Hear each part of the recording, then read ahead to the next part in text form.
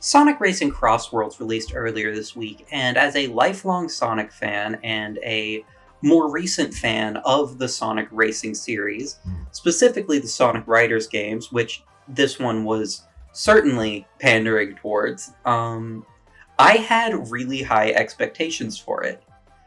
Especially after playing the closed beta test in, I believe, March or February, and then playing the open network test recently. And I think it really delivers. I have really enjoyed what I've played of Crossworlds so far. My biggest worry was that it was going to be similar to its predecessor, Team Sonic Racing, where it's just too easy.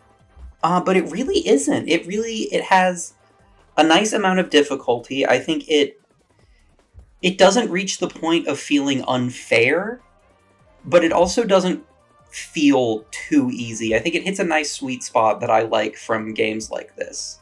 I know the big talking point for this game is it better than Mario Kart World? And unfortunately, I do not have Switch 2 money.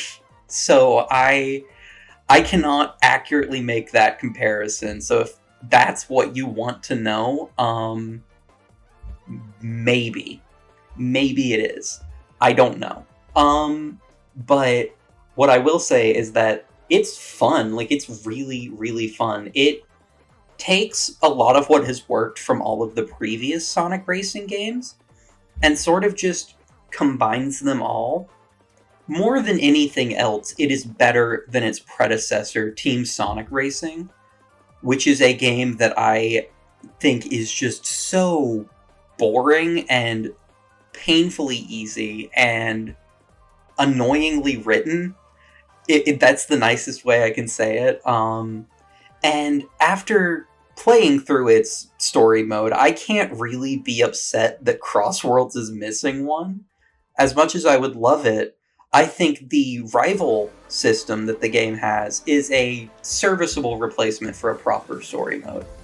And I just think that the idea of having an assigned rival for every race is such a fun idea. And the fact that Crossworlds has unique dialogue for every one of the base roster characters, I just love that. And I think it is, if you're not going to do a story mode, having this as a way to introduce people to these characters and show people how they interact, and even give fans, characters who have never interacted before. I think it's just a really fun way to do that. I haven't played online as much as I would like to, but based on, again, the network tests that I did play, the online is serviceable. I had issues with it in the past, and in the little bit that I have played, it's a little hit and miss whether or not I'll get into a race, but normally, once you get into one, I find I go a long time without getting disconnected, so it's, I think there's a little bit more work that could still be done on it, but I don't think it's terrible. The tracks are fun.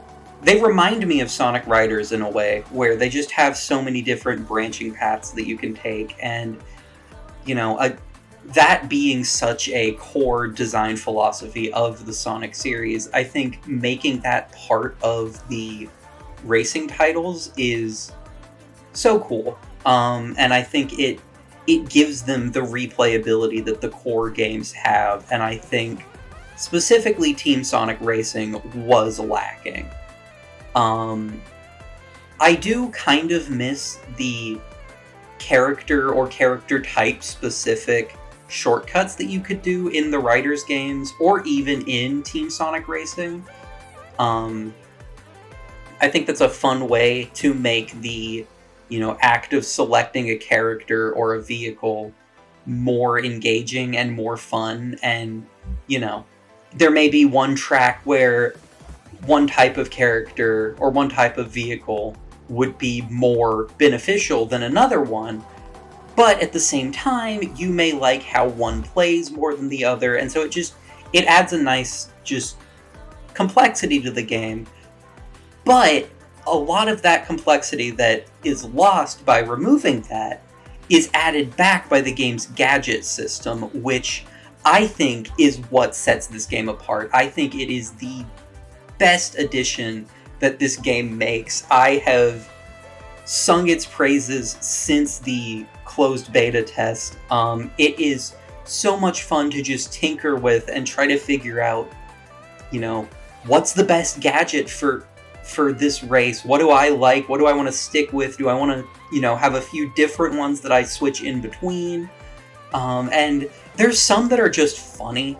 Like, I don't know if it's, still being used because I haven't played online as much as I would like to, but during the open beta test, there was a strategy where you would start the race with the monster truck item that gives you, invincibility.